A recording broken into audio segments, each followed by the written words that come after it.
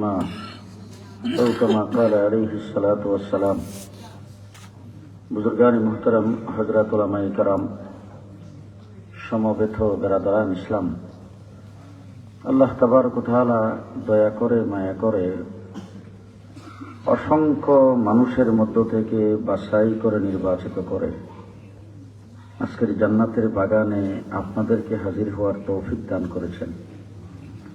এজন্য সকলেই বলি আলহামদুলিল্লাহ। আরো জোরে আওয়াজ করে বলেন আলহামদুলিল্লাহ। সময় কম, অল্প সময়ের ভিতরে কথা হবে একটু বেশি। এজন্য আপনারা যারা আমার সামনে বসেছেন, আপনাদের সিলেটের আঞ্চলিক ভাষা আমি জানি না। আমার ভাষা যদি আপনারা বুঝেন তাইলে কথা বুঝতেছেন এটা আমার একটু জানতে হবে। জানার পদ্ধতিটা হলো আপনারা যে জিন্দা আছেন এটা আমার জানাইবেন।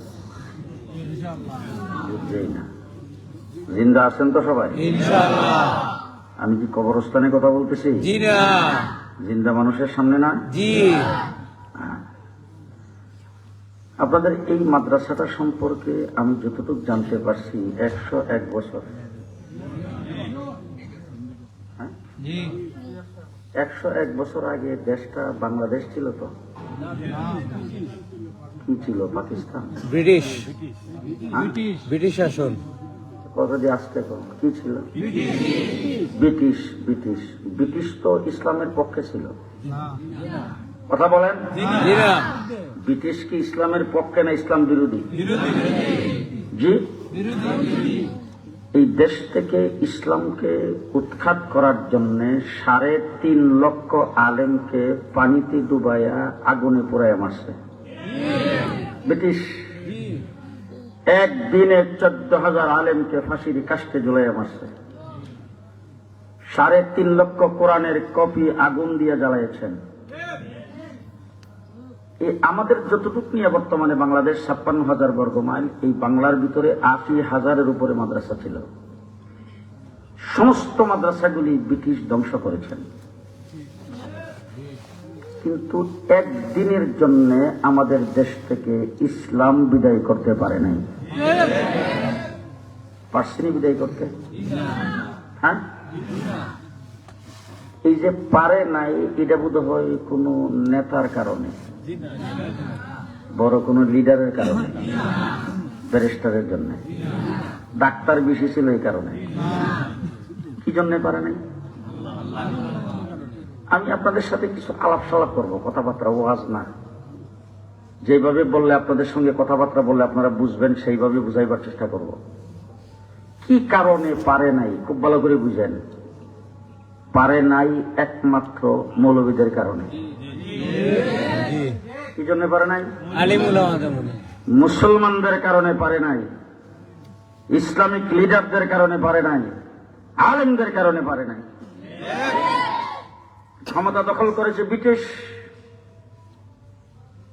যত নেতা ছিল, লিডার ছিল, সবগুলি চাটুকারের ভূমিকা পালন করেছে।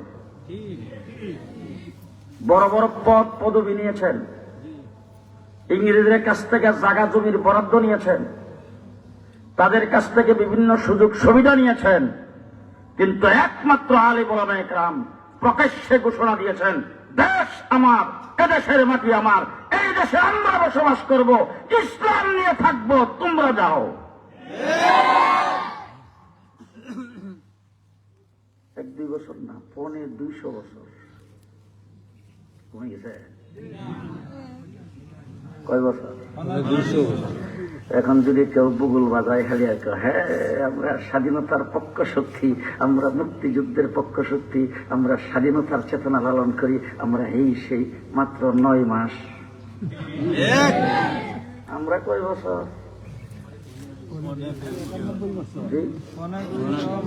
250 বছর। 250 বছর ইংরেজের বিরুদ্ধে আমরা লড়াই করেছি। পৃথিবীর সবচাইতে বড় পরাশক্তি, যাদের সূর্য অস্ত যায় না। একটা প্রবাদ বাক্য আছে, মুরব্বীরা জানবেন, ব্রিটিশের সূর্য অস্ত যায় না। জি, কেন, কি জন্য সূর্য অস্ত যায় না? এই জিনিসটা আমি যখন আমেরিকা গেলাম তখন বুঝছি। আমেরিকা যায় দেখি এক জনসভার পাশে দিয়ে যাইতেছি, ওরা ওখানে বক্তৃতা করতেছে ব্রিটিশের বিরুদ্ধে। তুমি জিজ্ঞেস করলাম কিরি, ওরা আমরা তো ব্রিটিশের বিরুদ্ধে বক্তৃতা করি, এরা ব্রিটিশের বিরুদ্ধে বক্তৃতা করে কেন? হুজুর, আমাদের দেশ যখন ব্রিটিশ শাসন করে তখন এই আমেরিকাও ব্রিটিশ শাসন করে। এখন আমাদের এখানে দিন না রাত? দিন। আমেরিকাতে রাত। আমাদের আমেরিকা যখন দিন হবে তখন আমাদের এখানে রাত্র। তাহলে আমেরিকাতে সূর্য নাই, আমাদের এখানে আছে। আমাদের এখানে যখন সূর্য নাই, আমেরিকাতে আছে। এই দৃষ্টিকোণ থেকে ব্রিটিশের সূর্য অস্ত যেত না। এত বড় রাষ্ট্র ছিল ব্রিটিশ, যেই ব্রিটিশের সূর্য অস্ত যেত না। আজকে আমার দেশের আলেম উলামায়ে কেরামের লাঠি ডান্ডার বাড়িতে ব্রিটিশ এমন জায়গায় আবদ্ধ হয়েছে যেখানে 6 মাস সূর্য চোখে দেখে না। তাদের মাথার উপরে 6 মাস সূর্য ওঠে না। মাদ্রাসার ছাত্র যারা মাদ্রাসায় পড়ো, মাদ্রাসায় পড়লেই মনে করে যে আমরা সমাজের সবচাইতে বড় নিরীহ। জেনেরাই আজকের থেকে বুক টান করে চলবো, আমরা এই সমাজের সবচাইতে বড় উৎকৃষ্ট। ব্রিটিশ থেকে এই দেশ আমরা স্বাধীন করেছি, ব্রিটিশের বিরুদ্ধে লড়াই আমরা করেছি, ব্রিটিশের বিরুদ্ধে রক্ত আমরা দিয়েছি। যদি আমার শাহ আব্দুল আজিজ মুহাদ্দিসে দেহলভির জন্ম না হতো তাইলে দেশ স্বাধীন হতো না। আমার কাসেম নানতুবির জন্ম না হলে দেশ স্বাধীন হতো না। আমার হাফেজ জামিন শহীদ শাহাদত বরণ না করলে দেশ স্বাধীন হতো না। আমার সৈয়দুত তাইফা হাজী আমদাদুল্লাহ মহাজের মক্কি যদি ছায়া সরকারের প্রেসিডেন্ট না হতেন দেশ স্বাধীন হতো না। আমার রশিদ আহমদ গঙ্গোহী যদি জেল না কাটতেন দেশ স্বাধীন হতো না। আমার মাহমুদুল হাসান দেওবন্দির জন্ম না হলে দেশ স্বাধীন হতো না। আমার মাহমুদুল হাসান দেওবন্দি রেশমি রুমাল আন্দোলন না করলে দেশ স্বাধীন হতো না। আমার মাহমুদুল হাসান দেওবন্দি মালটার জেলখানার ভিতরে নির্যাতিত না হইলে দেশ স্বাধীন হতো না। আমার হুসাইন আহমদ বাদারি যদি 144 দ্বারা ভঙ্গ করে করাচিতে বক্তব্য না রাখতেন দেশ স্বাধীন হতো না। ইংরেজের মোকাবেলায় যদি বুক টান করে না দাঁড়াইতেন দেশ স্বাধীন হতো না। আবার মাহমুদুল হাসান দেওবন্দি যদি লাহোরের কোর্টে দাঁড়াইয়া ইংরেজ বিচারকের বিরুদ্ধে বক্তব্য না দিতেন দেশ স্বাধীন হতো না। আমার হাকিমুল উম্মত আশরাফ আলী থানভী যদি কায়েদ আজম মোহাম্মদ আলী জিন্নাহকে সমর্থন না দিতেন দেশ স্বাধীন হতো না। আমার জাফর আহমদ উসমানী আর শিবরে আহমদ উসমানী যদি পতাকা উত্তোলন না করতেন দেশ স্বাধীন হতো না। আজকে তোমরা স্বাধীনতার ইতিহাস রচনা করবা মৌলবীদের বাদ দিয়া, হ্যাঁ? গাদ্দার আর মুনাফিকের দল, গাদ্দার আর মুনাফিকের দল। পরিষ্কার ভাষায় বলতে চাই, পরিষ্কার ভাষায় বলতে চাই, দেশ স্বাধীন হইয়া পাকিস্তান হয়েছে। পাকিস্তানের শাসন কি হবে?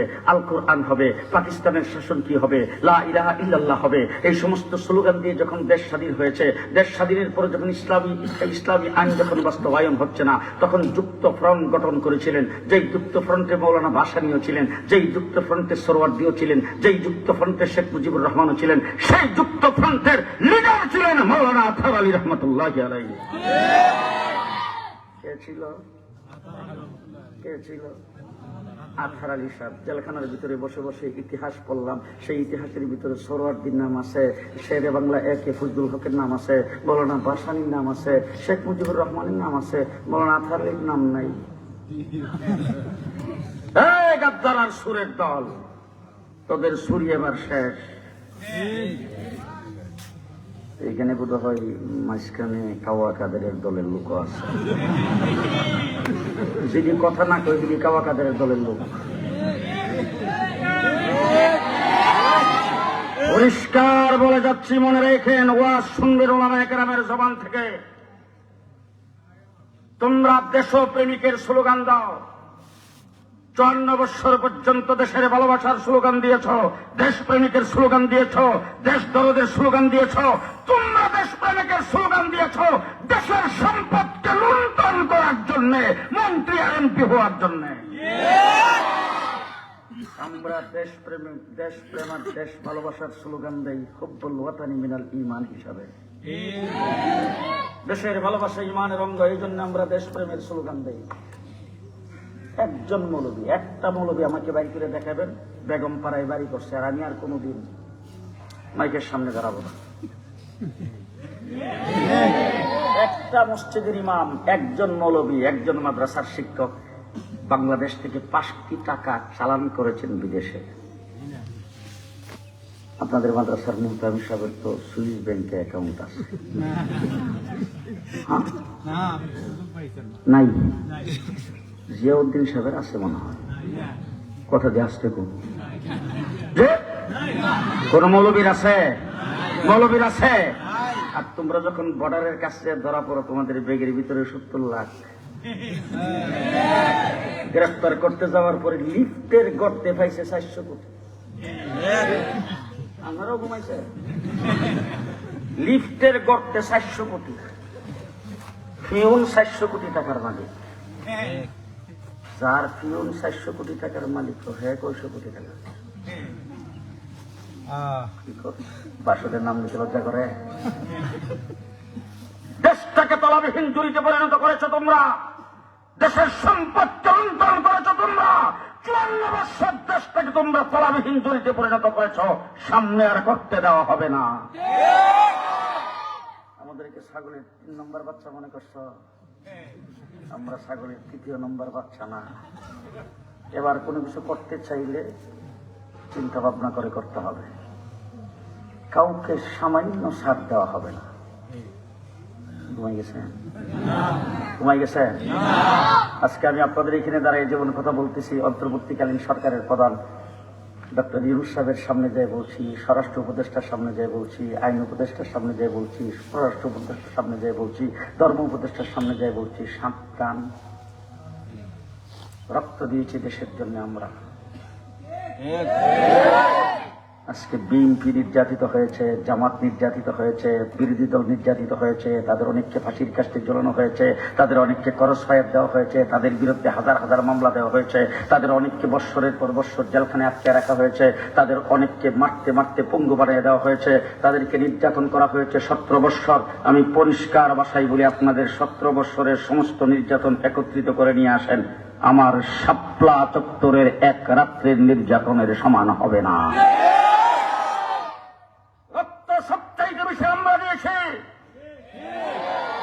আমরা যখন রক্ত দিয়েছি তখন দেশের জন্য দিয়েছি, ইসলামের জন্য দিয়েছি।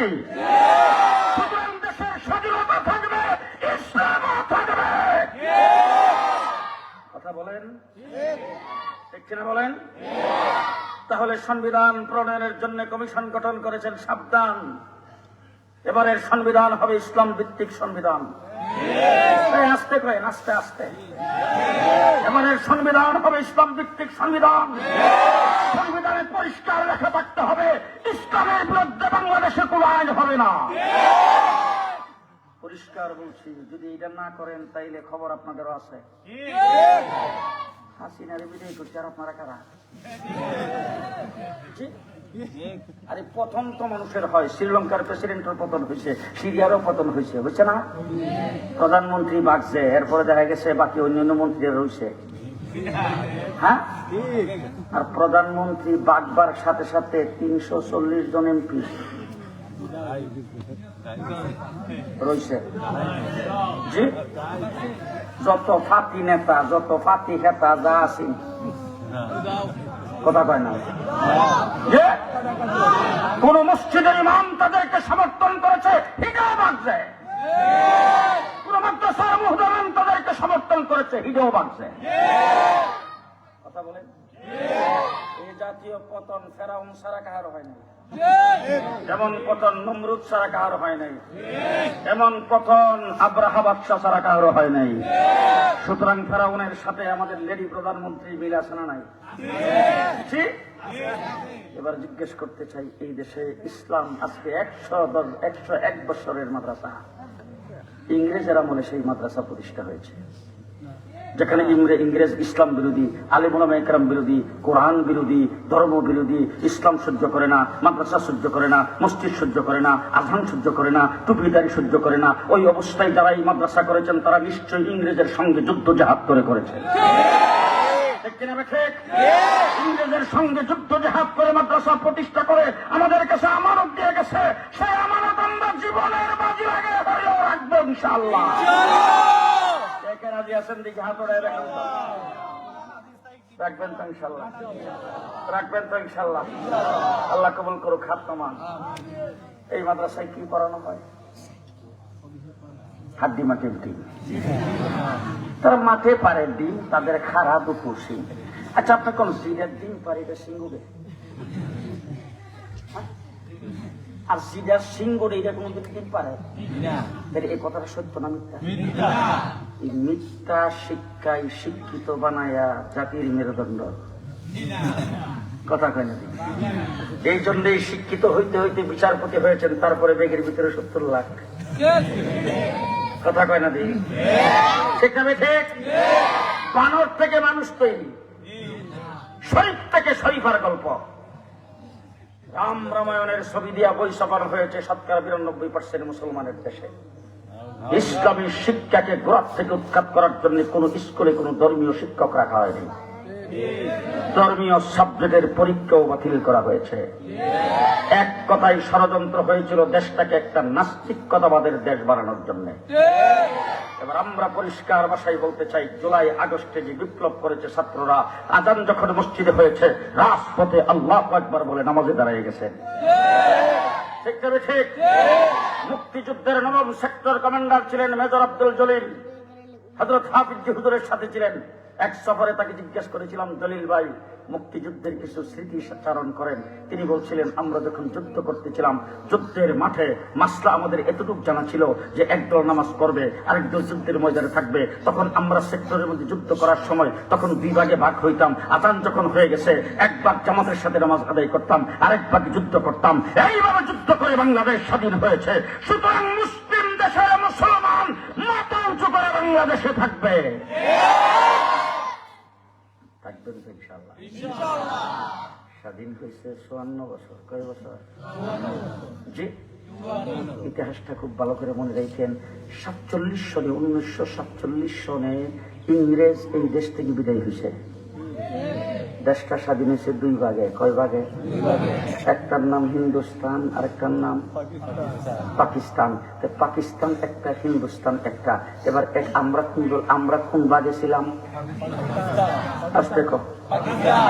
আমরা ছিলাম কোন ভাগে?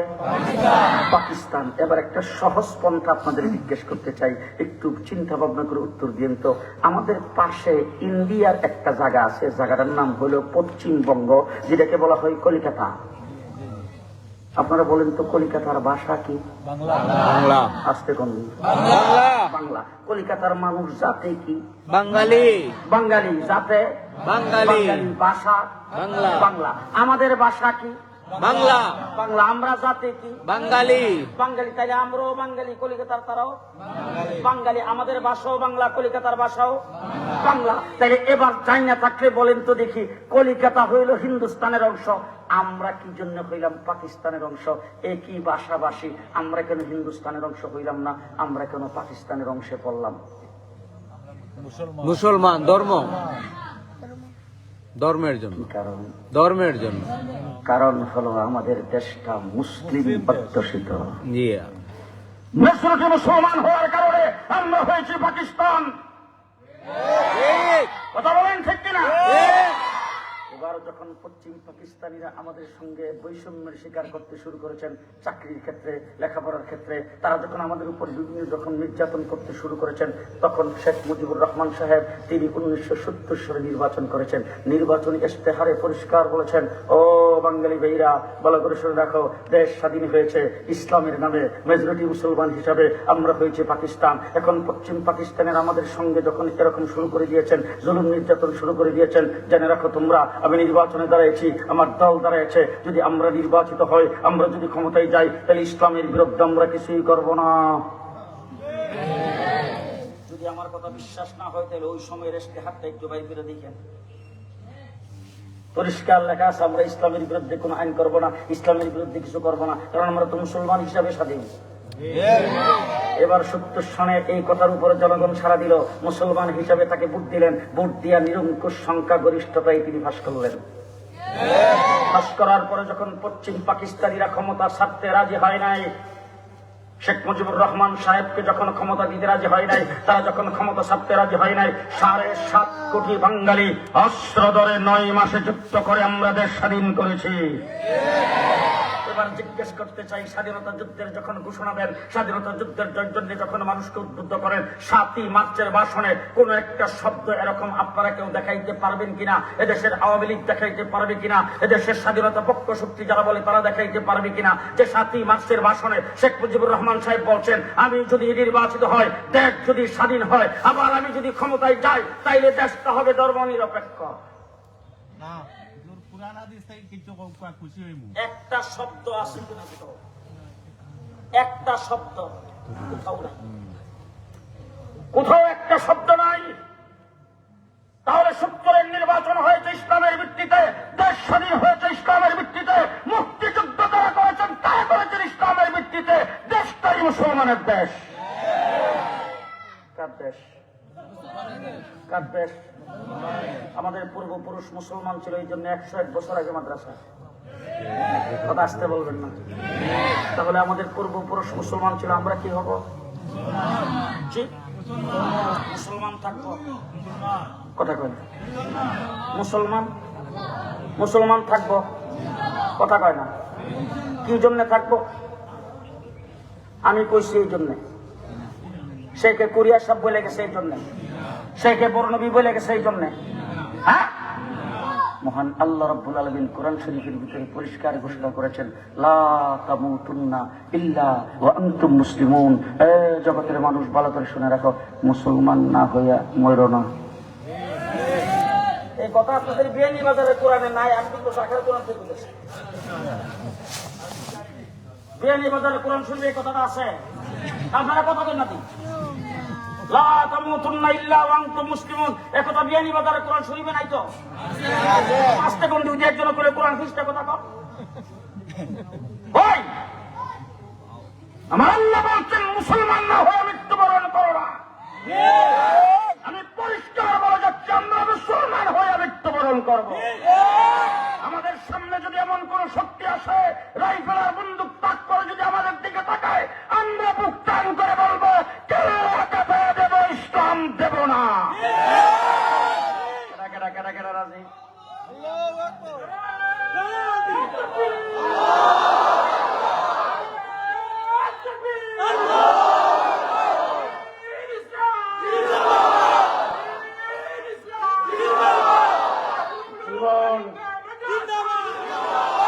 এমন যদি কোনো পরিস্থিতি আসে, আপনার জীবনটা চলে গেলে ইমানটা থাকবে। আমি আবার আপনাদের জিজ্ঞেস করতেছি, আমার ওয়াজ শেষ, কোনটা রাখবেন আর কোনটা দিবেন? আপনার জীবনটা যদি চলে যায়, তাইলে ইসলামটা থাকবে। আপনি কোনটা রাখবেন, কোনটা দিবেন?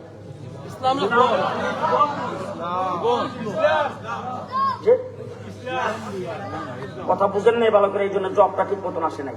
এমন কোন পরিস্থিতি যদি সামনে আসে, এখন আপনার জীবনটা যদি দিয়ে দেন, আপনার ইসলাম থাকবে, ইমান থাকবে, আপনি কোনটা দিবেন, কোনটা রাখবেন? জীবন দেব। জীবন দিয়ে দিতে হবে ইসলাম, জীবন দিয়ে দিতে হবে ইসলাম, জীবন দিয়ে দিতে হবে ইসলাম, রাখতে হবে। সুতরাং ধর্ম নিরপেক্ষতাবাদ ইসলাম নয়। জি, কোরআন শরীফের ভিতরে পরিষ্কার আল্লাহ পাক ঘোষণা করেছেন, যদি কোন মুসলমানদেরকে রাজত্ব দেওয়া হয়, কোন মুসলমানদেরকে যদি সরকার গঠনের ক্ষমতা দেওয়া হয়, কোন মুসলমানকে যদি মুসলমানদের নেতা বানানো হয়, তাইলে সেই ব্যক্তি সর্বপ্রথম 4টা কাজ করবে। এক নম্বর কাজ, নামাজ কায়েম করবে। নামাজ তো ধর্ম নিরপেক্ষ, হিন্দুরাও সময় খাইলে পরে, মুসলমানও সময় খাইলে। জি, নামাজ ধর্ম নিরপেক্ষ না ধর্মের ভিত্তিতে? 2 নম্বর কাজ হলো, সেই ব্যক্তি যাকাত আদায় করবে। যাকাত তো হিন্দুরাও আছে। জি, যাকাত ধর্ম নিরপেক্ষ না ধর্মের ভিত্তিতে? 3 নম্বর কাজ, সৎ কাজের আদেশ করবে। 4 নম্বর কাজ, অসৎ কাজ থেকে মানুষকে ফিরিয়ে রাখবে। জি, যদি মুসলমান হয়ে রাষ্ট্রপ্রধান হয়ে থাকো, মুসলমান হয়ে দেশের প্রধানমন্ত্রী হয়ে থাকো, মুসলমান হয়ে যদি মুসলমানের ভোট নিয়ে তুমি যদি নির্বাচিত হয়ে থাকো, তোমার জন্য মুসলমান হিসাবে 4 কাম। কথা মনে থাকবে তো? আমরা সেই কাজগুলি করতে চাই ইনশাআল্লাহ। আপনারা নাই তো আমরা লড়ব। হ্যাঁ? আপনারা আমাদের সাথে থাকবেন তো? 54 বছরের বাংলাদেশ সর্বপ্রথম শেখ মুজিবুর রহমান সাহেব এসে বলছেন আমার সোনার বাংলা, পরে আরেকজন এসে কোন আরে সবুজ বাংলা, এরপর কিছুদিন পরে আরেকজন এসে কোন না নতুন বাংলা। শেখ হাসিনা ক্ষমতায় এসে খুব মডার্ন বাংলাদেশ, কিছুদিন পরে কোন আধুনিক বাংলাদেশ, এরপরে কোন ডিজিটাল বাংলাদেশ, কিছুদিন পরে ডাক দিয়া কোন স্মার্ট বাংলাদেশ, ভিশন 41। ভিশন 41 আমার আল্লাহ রাব্বুল আলামিন ডাক দিয়ে থাম থাম থাম, ভিশন 41 না ভিশন 24, ভিশন 24। আমি আল্লাহ পাক আব্রাহা বাদশাকে আবাবিল পাঠাইয়া ধ্বংস করছি, আর তোরে দরুম ছাত্র পাঠাইয়া। এবার ছাত্র জনতা মাদ্রাসা স্কুল কলেজের ছাত্ররা মিলে আন্দোলন করে দেশ যখন বিপ্লব ঘটেছে, বিপ্লবের পরে আমার বাংলাদেশ হবে ইসলামের বাংলাদেশ। কেডা কেডা কেডা কেডা রাজি? দেশ হবে ইসলামের বাংলাদেশ। রাজি আছেন তো? এবার জীবনে রক্ত বহুত দিয়েছেন, জীবনে স্লোগান বহুত দিয়েছেন, জীবন আন্দোলন আর সংগ্রাম বহুত করেছেন। এবারের সংগ্রাম হবে ইসলাম প্রতিষ্ঠার সংগ্রাম, এবারের আন্দোলন হবে ইসলাম প্রতিষ্ঠার আন্দোলন। যদি আন্দোলনের জন্য যদি আবার জীবন দেওয়া লাগে, রক্ত দেওয়া লাগে, কে কে দিতে প্রস্তুত? আবার যদি সেই আন্দোলনের জন্য স্বপ্ন চত্বরে যাইতে হয়, কাপড়ের কাপড় নিয়ে যাইতে প্রস্তুত আছেন কিনা? প্রস্তুত আছেন? আছেন প্রস্তুত?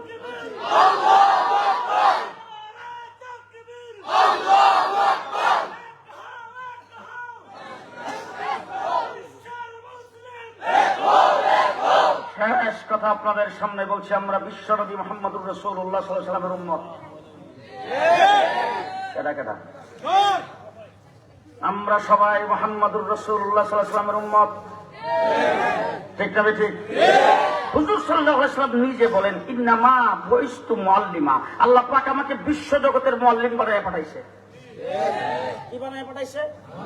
মুআল্লিম বানায় পাঠাইছে। এখন যদি কোনো উচ্চ শিক্ষিত কোনো ব্যক্তিকে জিজ্ঞেস করেন, ও ভাই আপনি যে ব্যারিস্টার, আপনি যে ডাক্তার, আপনি যে ইঞ্জিনিয়ার, আপনি যে প্রফেসর, আচ্ছা বলেন তো আপনার শিক্ষাটা কোথা থেকে শুরু হয়েছে? তিনি তখন চিন্তা ভাবনা করে বলবেন যে ব্রিটিশ যে আমাদের দেশ শাসন করতো তখন এই শিক্ষা নীতি চালু করে গেছে। আরেকজন বলবেন না না, ব্রিটিশের শিক্ষা শেষ হয়ে গেছে, আমরা বাংলা একাডেমির থেকে এই শিক্ষা পাইছি। আরেকজন বলবে না, বিশ্ববিদ্যালয় বোর্ডের থেকে পাইছি। আমাকে জিজ্ঞেস করেন, একজন আলেমকে জিজ্ঞেস করেন, আপনি যে আলেম, আপনি যে মানুষকে নসিহত করেন, আপনি যে মাদ্রাসায় পড়ান, আপনি যে আলেম পাঠান, যে অতি সবকে আমরা বলি মানুষ গড়ার কারিগর, হুজুর আপনি কারিগর কোথেকে হইলেন? আপনার শিক্ষা কোথা থেকে শুরু হয়েছে? আমি পরিষ্কার বলবো, হেরা গুহার থেকে শুরু হয়েছে। আমার শিক্ষা কোথা থেকে শুরু হয়েছে? তারা গুহার থেকে শুরু হয়েছে। আল্লাহ পাকের পক্ষ থেকে জিবরাইল আমিন আসছেন, আয়েশা আল্লাহর শব্দগুলি আমার রাসূলকে বলছেন, ইকরা পড়ুন। সেখান থেকে আমার শিক্ষা শুরু।